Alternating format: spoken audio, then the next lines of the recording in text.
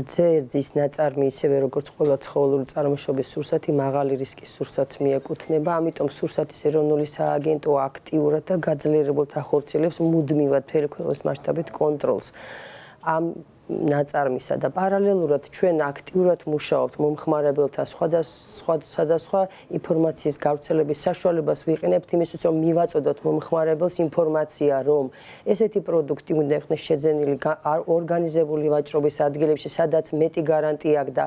საშუალება აქვს მომხმარებელს შეიძინოს სურსათი, რომელზეც სრული ინფორმაცია ექნება ეტიკეტის საშუალებითაც და ამავე დროს გარანტირებული იქნება, რომ ის სურსათი მათ შორის რძის ნაწარმი, რომელიც განთავსებულია ორგანიზებული ვაჭრობის ადგილებში, მარკეტებში, ქსელურ მარკეტებში, მაღაზიებში, მუდმივად მოწმდება სურსათის ეროვნული სააგენტოს მიერ სახელმწიფო კონტროლის ფარგლებში არაერთ უნებობის მაჩვენებელზე და დაცული იქნება მომხმარებლის ჯანმრთელობა და მისი ინტერესები.